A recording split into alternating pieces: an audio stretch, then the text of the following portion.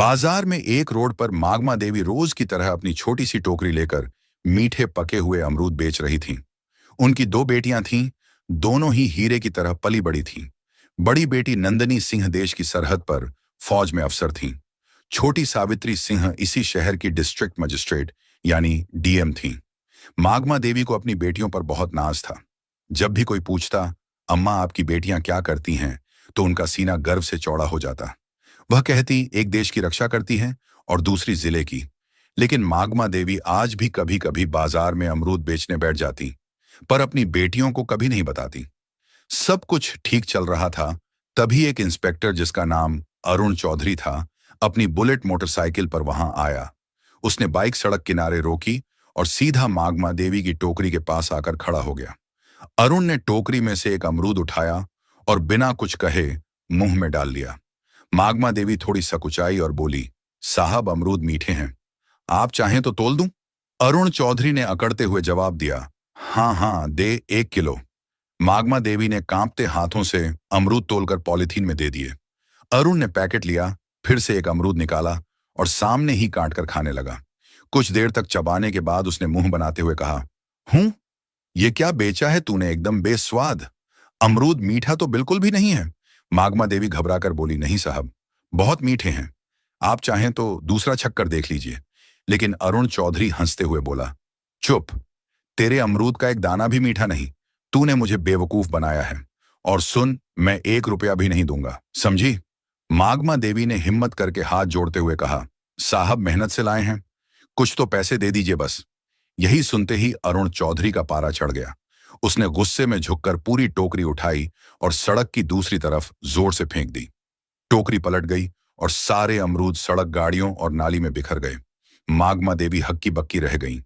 उनकी आंखों में आंसू भर आए, होंठ कांपने लगे। उनकी मेहनत और इज्जत दोनों ही सड़क पर कुचली जा रही थी। आसपास भीड़ जमा हो गई थी। लोग तमाशा देख रहे थे, कानाफूसी कर रहे थे, लेकिन किसी की हिम्मत नहीं हुई कि उस वर्दी वाले से कुछ कहे। फिर अरुण चौधरी ने अपनी मूंछों पर ताव दिया, बाइक स्टार्ट की और वहां से ऐसे चला गया जैसे कुछ हुआ ही ना हो।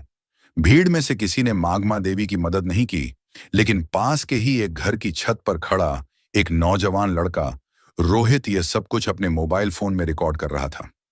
उसका खून खौल रहा था। वह मागमा अम्मा को बचपन से जानता था और उनका बहुत सम्मान करता था। उसने वीडियो रिकॉर्ड करना बंद किया और सोचने लगा कि इस वीडियो का क्या किया जाए। उसे पता था कि मागमा अम्मा की एक बेटी फौज में है। उसने कहीं से उनका नंबर जुगाड़ किया था। उसने तुरंत वह वीडियो नंदनी सिंह के व्हाट्सएप पर भेज दिया और नीचे एक छोटा सा मैसेज लिखा, नंदनी दीदी, देखिए आज बाजार में आपकी मां के साथ क्या हुआ। हजारों किलोमीटर दूर बर्फीली पहाड़ियों के बीच बॉर्डर की एक चौकी पर नंदनी सिंह अपनी राइफल साफ कर रही थी। तभी उसके फोन पर व्हाट्सएप का मैसेज टोन बजा। उसने फोन उठाकर देखा, एक अनजान नंबर से वीडियो आया था। उसने वीडियो प्ले किया। जैसे जैसे वीडियो आगे बढ़ा, नंदनी के चेहरे का रंग बदलता गया। उसकी शांत आंखें गुस्से से लाल हो गईं। जब उसने इंस्पेक्टर अरुण चौधरी को अपनी मां की टोकरी उठाकर फेंकते देखा, तो उसके हाथ कांपने लगे। उसकी मां, जिसने उसे और उसकी बहन को पालने के लिए अपनी पूरी जिंदगी लगा दी, आज सड़क पर बेबस रो रही थी और लोग तमाशा देख रहे थे। उसके अंदर का फौजी जाग उठा। उसका मन किया कि अभी यहां से जाए और उस इंस्पेक्टर की वर्दी नोच ले। उसने अपने दांत भींच लिए, उसकी सांसें तेज हो गई थीं। उसने तुरंत वह वीडियो अपनी छोटी बहन डीएम सावित्री सिंह को फॉरवर्ड किया। वीडियो भेजते ही उसने सावित्री को फोन लगाया। सावित्री उस वक्त अपने ऑफिस में एक जरूरी मीटिंग में थी। उसने अपनी बड़ी बहन का फोन देखा तो मीटिंग रोककर फोन उठाया और पूछा, हाँ दीदी, सब ठीक है, कुछ भी नहीं है, बोली। नंदनी की आवाज में गुस्सा और दर्द साफ झलक रहा था। मैंने तुझे एक वीडियो भेजा है, उसे देख, अभी के अभी देख। सावित्री ने फोन होल्ड पर रखा और व्हाट्सएप खोला। वीडियो देखते ही उसके पैरों के नीचे से जमीन खिसक गई। उसकी मां, उसकी प्यारी मां, सड़क पर बिखरे अमरूद के लिए रो रही थी। एक मामूली इंस्पेक्टर ने उसकी मां की इज्जत को सड़क पर रौंद दिया था। सावित्री की आंखों में भी आंसू आ गए, लेकिन उसने खुद को संभाला। वो एक डीएम थी, उसे भावनाओं में बहने का हक नहीं था। सावित्री ने कांपती आवाज में कहा, दीदी, मैं बर्दाश्त नहीं कर सकती ये सब। ये सुनते ही नंदनी फोन पर गुस्से में बोली, मैं आ रही हूं, छुट्टी लेकर मैं उसको नहीं छोड़ूंगी। सावित्री नरम आवाज में बोली, नहीं दीदी, आपकी जरूरत देश की सरहद पर है। यह मेरा इलाका है, ये लड़ाई मैं लूंगी। मां को इंसाफ मैं दिलाऊंगी, कानून के तरीके से। नंदनी कुछ देर चुप रही। वह अपनी बहन की आवाज में छिपे इरादे को समझ गई थी। बोली, ठीक है, लेकिन उसे ऐसी सजा मिलनी चाहिए कि उसकी रूह कांप जाए। सावित्री ने कहा, आप चिंता मत करो दीदी, अब यह मेरा काम है, और फोन काट दिया। उसने मीटिंग में मौजूद सभी अफसरों से कहा, यह मीटिंग यहीं खत्म होती है, आप सब जा सकते हैं। सावित्री अपनी सरकारी गाड़ी में नहीं बल्कि एक प्राइवेट गाड़ी में बैठकर अपने पुराने घर की तरफ निकली। रास्ते में उसने अपने डीएम वाले कपड़े बदलकर एक साधारण सा लाल रंग का सलवार सूट पहन लिया।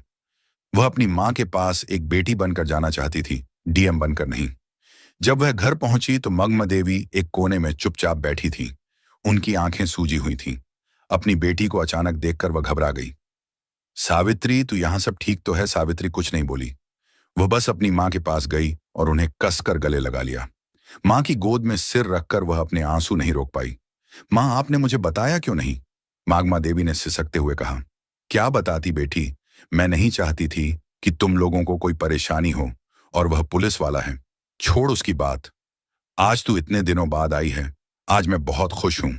सावित्री ने अपनी मां के आंसू पोंछे और उनका हाथ अपने हाथ में ले लिया और बोला, अब आप गरीब और अकेली नहीं है मां। आपकी बेटी इस जिले की मालिक है। मैं वादा करती हूं, जिसने भी आपके साथ ऐसे दुर्व्यवहार किया है उसे उसकी कीमत चुकानी पड़ेगी। आपकी खोई हुई इज्जत में वापस लाऊंगी। मंदमा देवी ने अपनी बेटी की आंखों में एक अलग ही आत्मविश्वास देखा। वह बस चुपचाप उसे देखती रही। उस रात सावित्री ने एक पूरा प्लान बनाया। वह जानती थी कि अगर वह डीएम बनकर थाने जाएगी तो सारे पुलिस वाले उसके पैरों में गिर जाएंगे और असली गुनहगार कभी सामने नहीं आएगा। उसे उन्हें रंगे हाथों पकड़ना था। अगली सुबह उसने पीला सलवार सूट पहना और अपने सबसे भरोसेमंद अफसर एसडीएम विकास को फोन किया। विकास, मैं तुम्हें एक काम दे रही हूं और यह बात हम दोनों के बीच ही रहनी चाहिए। उसने कहा, जी मैडम, हुक्म कीजिए। बोली, मैं अभी सिविल ड्रेस में शहर के कोतवाली थाने में एक पर लिखवाने जा रही हूं, अपनी पहचान छिपाकर। मैं चाहती हूं कि तुम ठीक 2 घंटे बाद जिले के एसपी, डीएसपी और बाकी बड़े पुलिस अफसरों की टीम के साथ थाने पहुंचो। जब तक मैं इशारा ना करूं, कोई कुछ नहीं बोलेगा। विकास ने कहा, ठीक है मैडम, जैसा आप कहें। सावित्री ने फोन रख दिया। दोस्तों, अब खेल शुरू होने वाला था।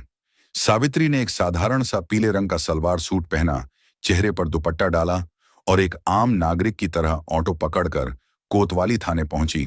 थाने का माहौल वैसा ही था जैसा उसने सोचा था। एक हवलदार ऊँघ रहा था और इंस्पेक्टर अरुण चौधरी और एसएचओ संदीप राणा चाय पीते हुए हंसी मजाक कर रहे थे। सावित्री डरते डरते उनकी टेबल के पास गई। जी, मुझे एक शिकायत दर्ज करवानी है। एसएचओ संदीप राणा ने उसे ऊपर से नीचे तक देखा। क्या हुआ, किसने परेशान किया जी? कल बाजार में इंस्पेक्टर साहब ने। जैसे ही उसने इंस्पेक्टर का नाम लिया, अरुण चौधरी चौकन्ना हो गया। उसने सावित्री को घूर कर देखा। क्या इंस्पेक्टर साहब ने? नाम क्या है तेरा और किस इंस्पेक्टर की बात कर रही है? जी, आप ही थे। आपने कल बाजार में एक बुजुर्ग महिला के अमरूद की टोकरी सड़क पर फेंकी थी। मैं उनकी बेटी हूं। सावित्री ने अपनी आवाज में थोड़ी घबराहट लाने की कोशिश की। यह सुनते ही अरुण और संदीप जोर जोर से हंसने लगे। ओहो, तो तू उस बुढ़िया की बेटी है? अरुण ने मजाक उड़ाते हुए कहा। तो क्या हुआ, सड़क पर गंदगी फैलाएगी तो लाठी पड़ेगी ना। चल भाग, यहां से कोई एफआईआर नहीं लिखी जाएगी। सावित्री ने थोड़ा साहस दिखाते हुए कहा, लेकिन यह गैर कानूनी है। आपने वर्दी का गलत इस्तेमाल किया है। एसएचओ संदीप गरजातू, हमें कानून सिखाएगी, ज्यादा जुबान चलाई तो तुझे ही अंदर कर दूंगा।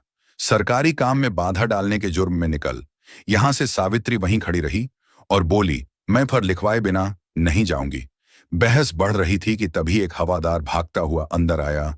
उसकी सांसें फूली हुई थीं। सर गंगा प्रसाद यादव जी थाने में आ रहे हैं। गंगा प्रसाद यादव का नाम सुनते ही अरुण और संदीप दोनों के चेहरे का रंग बदल गया। गंगा प्रसाद शहर का एक बहुत बड़ा और दबंग नेता था, जिसके इशारे पर पुलिस वाले नाचते थे। दोनों इंस्पेक्टर अपनी कुर्सी से ऐसे उछले जैसे करंट लग गया हो। अरे जल्दी करो, गेट खोलो। संदीप ने हवलदार को डांटा और दोनों भागकर गेट की तरफ गए, जैसे कोई बहुत बड़ा साहब आ रहा हो। एक सफेद सफारी गाड़ी थाने के अंदर आकर रुकी। उसमें से सफेद कुर्ता पायजामा पहने गंगा प्रसाद यादव उतरा। अंदर आते ही उसने अपने मजाकिया अंदाज में कहा, क्या हाल है चौधरी? काम धाम अच्छा चल रहा है ना? कोई मुर्गा उर्गा फंसाया कि नहीं? आज अरुण और संदीप हाथ जोड़कर मुस्कुराने लगे। अरे साहब, आपकी कृपा है, आइए बैठिए। लेकिन तभी गंगा प्रसाद की नजर कोने में खड़ी सावित्री स्त्री पर पड़ी। सावित्री को देखते ही उसके चेहरे की हंसी गायब हो गई। उसके माथे पर पसीना आ गया और उसके होश उड़ गए। वह जिस लड़की को एक आम लड़की समझ रहा था, उसे पहचानते ही उसकी सिट्टी पिट्टी गुम हो गई। वह तेजी से आगे बढ़ा और सावित्री के सामने जाकर हाथ जोड़कर खड़ा हो गया। उसका सिर झुका हुआ था। नमस्ते मैडम, आप यहां इस वक्त मुझे फोन कर लिया होता, मैं हाजिर हो जाता। उसकी आवाज में हकलाहट साफ थी। इंस्पेक्टर अरुण और एसएचओ संदीप हैरान रह गए। उनकी आंखें फटी की फटी रह गईं। यह हो क्या रहा है? यह तो उस बुढ़िया की बेटी है गंगा प्रसाद जी। इसके सामने हाथ क्यों जोड़े खड़े हैं? जिस गंगा प्रसाद यादव के सामने पूरा झेला झुकता है, वह इस साधारण सी दिखने वाली लड़की के सामने हाथ जोड़े क्यों खड़ा है? यह लड़की है कौन? अरुण ने धीरे से संदीप से पूछा। यह क्या हो रहा है? संदीप ने भी घबराहट में सिर हिला दिया। इससे पहले कि वे कुछ समझ पाते, थाने के बाहर गाड़ियों के रुकने की आवाज आई। एक के बाद एक लाल बत्ती वाली गाड़ियां थाने के सामने आकर रुकी। गाड़ियों से डीएसपीएस डीएम और जिले के कई बड़े आईएएस एंड आईपीएस अफसर उतरे और तेजी से थाने के अंदर आए।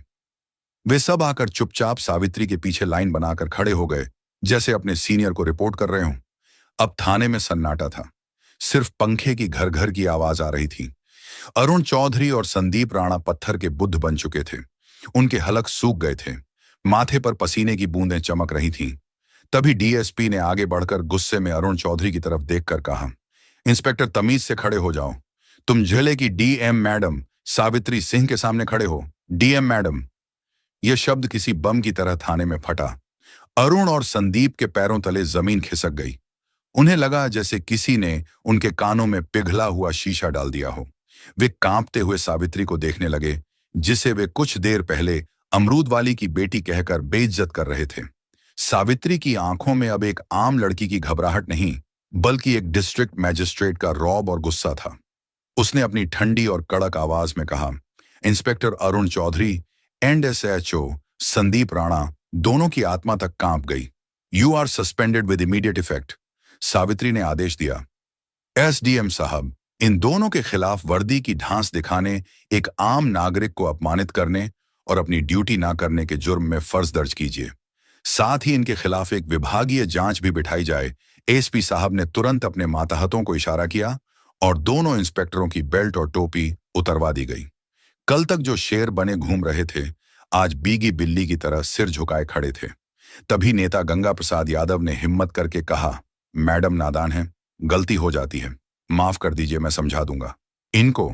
सावित्री ने घूमकर गंगा प्रसाद को ऐसी नजरों से देखा कि वो कांप गया। नेताजी, यह नादान नहीं, सरकारी वर्दी में छुपे गुंडे हैं, और जहां तक समझाने की बात है तो अब इन्हें कानून समझाएगा। और बेहतर होगा कि आप इस मामले से दूर रहें, वरना जांच की आंच आप तक भी पहुंच सकती है। गंगा प्रसाद यादव का चेहरा सफेद पड़ गया। वह समझ गया कि इस नई डीएम से टकराना आसान नहीं है। वह चुपचाप सिर झुकाकर वहां से खिसक गया, लेकिन उसकी आंखों में एक अजीब सी नफरत और गुस्सा था जो सावित्री ने पढ़ लिया था। अगली सुबह सब समझ रहे थे कि डीएम बेटी ने मां को इंसाफ दिलाया। सब कुछ ठीक लग रहा था, लेकिन सावित्री एक दिन रात को जब खाना खा रही थी, तभी उसके पर्सनल फोन पर एक अननोन नंबर से कॉल आया। उसने फोन उठाया। हेलो। दूसरी तरफ से कोई कुछ नहीं बोला, बस एक भारी सांस लेने की आवाज आई। फिर एक बदली हुई मशीनी आवाज में कोई बोला, डीएम साहिबा शहर में नहीं हो, ज्यादा उड़ने की कोशिश मत करो। इंस्पेक्टर तो बस मोहरे थे, खेल तो अब शुरू होगा। सावित्री ने कड़क आवाज में पूछा, कौन बोल रहा है? वही जिसकी दुम पर तुमने पैर रख दिया है, कहकर उस आदमी ने फोन काट दिया। सावित्री के माथे पर चिंता की लकीरें उभर आईं। वह समझ गई थी कि गंगा प्रसाद यादव इतनी आसानी से हार मानने वालों में से नहीं है। यह लड़ाई अभी खत्म नहीं हुई थी, बल्कि अब और भी ज्यादा खतरनाक होने वाली थी। उसे अब सिर्फ अपनी मां की इज्जत ही नहीं, बल्कि उनकी जान की भी फिक्र होने लगी थी। उसने तुरंत ही एसपी को फोन किया और अपनी मां के घर के आसपास सादी वर्दी में 2 पुलिस वालों को तैनात करने को कहा। वह अपनी मां को डराना नहीं चाहती थी, लेकिन कोई भी खतरा मोल लेना भी नहीं चाहती थी। अगले कुछ दिन शांति से गुजरे। सावित्री को लगा शायद उसकी चेतावनी काम कर गई और गंगा प्रसाद यादव पीछे हट गया है, लेकिन वह तूफान से पहले की शांति थी। एक सुबह जब मागमा देवी बाजार में अपने अमरूद की टोकरी लगाकर बैठी ही थी कि अचानक पुलिस की 3 गाड़ियां वहां आकर रुकीं। उनमें से एक नया इंस्पेक्टर उतरा, जिसे सावित्री नहीं जानती थी। उसने मागमा देवी की टोकरी की तरफ इशारा करते हुए कहा, हमें सूचना मिली है कि इन अमरूदों की आड़ में नशीले पदार्थों की तस्करी हो रही है। तलाशी लो। इससे पहले कि कोई कुछ समझ पाता, एक सिपाही ने अमरूदों के नीचे से भूरे रंग के नशीले पदार्थ निकाले और चिल्लाया, असर मिल गया। नशीला पदार्थ बाजार में हड़कंप मच गया। लोग कानाफूसी करने लगे। देखो, डीएम की मां नशीले पदार्थ बेचती है। मागमा देवी सन रह गई। वह रोते हुए बोली, नहीं साहब, यह मेरा नहीं है। किसी ने मुझे फंसाया है। लेकिन किसी ने उनकी एक न सुनी। पुलिस उन्हें जबरदस्ती जीप में बिठाकर ले गई। यह खबर आग की तरह पूरे शहर में फैल गई। न्यूज चैनलों पर ब्रेकिंग न्यूज चलने लगी। डीएम सावित्री सिंह की मां नशीले पदार्थ के आरोप में गिरफ्तार। यह गंगा प्रसाद यादव का मास्टर स्ट्रोक था। उसने सावित्री पर सीधा हमला नहीं किया, बल्कि उसकी सबसे बड़ी ताकत और सबसे बड़ी कमजोरी, उसकी मां पर वार किया था। अब सावित्री एक अजीब दुविधा में फंस गई थी। अगर वह अपनी शक्ति का इस्तेमाल करके मां को छुड़ाती तो उस पर पद का दुरुपयोग करने का आरोप लगता, और अगर वह चुप रहती तो उसकी बेगुनाह मां जेल में सड़ती। सावित्री के ऑफिस में फोन की घंटियां बजने लगीं। मीडिया मंत्री, सीनियर अधिकारी, हर कोई जवाब मांग रहा था। तभी उसकी बहन आर्मी ऑफिसर अवनिका का फोन आया। उसकी आवाज में गुस्सा और बेचैनी थी। बहन, ये क्या हो रहा है? मैं आ रही हूं। मैं उस गंगा प्रसाद को नहीं छोड़ूंगी। सावित्री ने गहरी सांस ली और अपनी आवाज को स्थिर करते हुए कहा, नहीं दीदी, तुम्हें आने की जरूरत नहीं है। अगर हम भी उनकी तरह गैर कानूनी काम करेंगे तो उनमें और हम में फर्क क्या रह जाएगा? यह लड़ाई अब कानून के दायरे में ही लड़ी जाएगी और जीतेगी भी। सावित्री ने तुरंत एक प्रेस कॉन्फ्रेंस बुलाई। पूरा मीडिया हॉल खचाखच भरा था। कैमरों की फ्लैश लाइट उसकी आंखों में चुभ रही थी। उसने माइक संभाला और कहा, मैं जानती हूं आप सबके मन में क्या सवाल है। मेरी मां पर गंभीर आरोप लगे हैं। कानून सबके लिए बराबर है, चाहे वह एक आम नागरिक हो या डीएम की मां।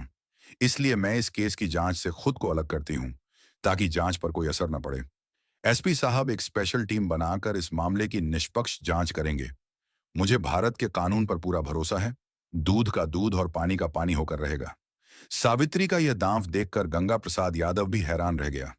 उसे लगा था कि सावित्री बौखलाकर कोई गलत कदम उठाएगी, लेकिन उसने तो बड़ी समझदारी से खुद को जांच से अलग कर लिया था।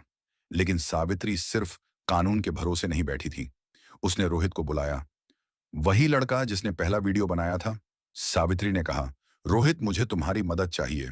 तुम बाजार में रहते हो, वहां की हर हरकत पर तुम्हारी नजर रहती है। पता लगाओ उस दिन मां की टोकरी के पास कौन कौन आया था। कोई भी अजीब हरकत, कोई भी नया चेहरा, मुझे हर छोटी बड़ी जानकारी चाहिए। रोहित अपनी डीएम दीदी की मदद करने के लिए तुरंत तैयार हो गया।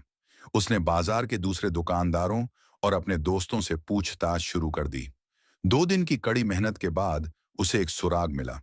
पास की एक दुकान के बाहर लगे सीसीटीवी कैमरे की फुटेज में एक आदमी मागमा देवी की टोकरी के पास कुछ रखते हुए दिखा था। उसका चेहरा साफ नहीं था, लेकिन वह वही आदमी था जिसे लोगों ने सस्पेंड हुए इंस्पेक्टर अरुण चौधरी के साथ कई बार देखा था। सबूत मिल चुका था। यह सारा खेल गंगा प्रसाद यादव ने अपने पिट्ठू सस्पेंड हुए इंस्पेक्टरों के जरिए रचा था। अब बारी सावित्री की थी। उसने एसपी के साथ मिलकर एक जाल बिछाया। उन्होंने यह झूठी खबर फैलाई कि सीसीटीवी फुटेज में नशीला पदार्थ रखने वाले का चेहरा साफ साफ आ गया है और पुलिस उसे पकड़ने ही वाली है। यह खबर सुनते ही गंगा प्रसाद यादव के कैंप में खलबली मच गई। उसने तुरंत अरुण चौधरी को फोन किया। वह आदमी पकड़ा नहीं जाना चाहिए। उसको कुछ करो, वरना हम सब पकड़े जाएंगे। गंगा प्रसाद को नहीं पता था कि उसका फोन पहले से ही पुलिस के सर्विलांस पर था। अरुण चौधरी और संदीप राणा उस आदमी को ठिकाने लगाने के लिए जैसे ही शहर के बाहर एक सुनसान जगह पर पहुंचे, सावित्री और एसपी ने अपनी पूरी टीम के साथ उन्हें घेर लिया। रंगे हाथों पकड़े जाने पर दोनों ने गंगा प्रसाद यादव के खिलाफ अपना मुंह खोल दिया। अगली सुबह जब गंगा प्रसाद यादव अपने घर पर बैठकर चाय पी रहा था, और अपनी जीत का जश्न मनाने की सोच रहा था, तभी दरवाजे पर जोरदार दस्तक हुई। उसने दरवाजा खोला तो सामने डीएम सावित्री सिंह एसपी और भारी पुलिस फोर्स को देखकर उसके होश उड़ गए। वह हकलाते हुए बोला, ये ये क्या हो रहा है मैडम? सावित्री ने अपनी आंखों में इस्पात जैसी कठोरता ली कहा, खेल खत्म हो गया नेताजी। आपके मोहरे पकड़े जा चुके हैं और उन्होंने आपके सारे राज उगल दिए हैं। आपके पास कोई सबूत नहीं है। गंगा प्रसाद चिल्लाया, आप मुझे हाथ नहीं लगा सकती। एएसपी ने आगे बढ़कर उसके हाथ में अरेस्ट वारंट थमाते हुए कहा, सबलियों, here's the proofread version of your sentences. हमारे पास आपकी फोन रिकॉर्डिंग है जिसमें आप एक गवाह के खिलाफ अभिशप्त बोल रहे थे। अब आप हमारे साथ थाने चलेंगे। गंगा प्रसाद यादव का राजनीतिक साम्राज्य एक ही पल में ढह गया। उसे हथकद्दियां पहनाकर पुलिस जीप में ले जाया गया। उसी शाम मागमा देवी को बाइज्जत बरी कर दिया गया। जब वह जेल से बाहर आई तो सावित्री उन्हें लेने आई थी। माँ बेटी एक दूसरे के गले लगकर रो पड़ी और बोली, अब आपको अमरूद बेचने की जरूरत नहीं है। अगली सुबह मागमा देवी को अपनी गाड़ी में बैठाकर अपनी पोस्टिंग पर लेकर चली गई और दोनों साथ में हंसी खुशी रहने लगे। जब उसकी बड़ी बहन की आर्मी से छुट्टी मिलती तो वह भी आ जाती। तीनों साथ में हंसी खुशी रहते। तो दोस्तों, यह कहानी केवल मनोरंजन और शिक्षा के उद्देश्य से बनाई गई है। इसमें दिखाए गए सभी पात्र, घटनाएं और संवाद काल्पनिक हैं। किसी भी वास्तविक व्यक्ति, संस्था या घटना से इनका कोई संबंध नहीं है। कृपया इसे केवल कहानी के रूप में देखें और इसका आनंद लें। हम किसी की भावनाओं को ठेस पहुंचाना नहीं चाहते। अगर आपको यह कहानी पसंद आई हो तो इसे लाइक करें और ज्यादा से ज्यादा लोगों तक शेयर करें। कमेंट करके बताएं कि आपको सावित्री का कौन सा कदम सबसे अच्छा लगा, और हमारे चैनल को सब्सक्राइब करना न भूलें, क्योंकि हम आपके लिए ऐसे ही प्रेरणादायक कहानियां लाते रहेंगे। धन्यवाद।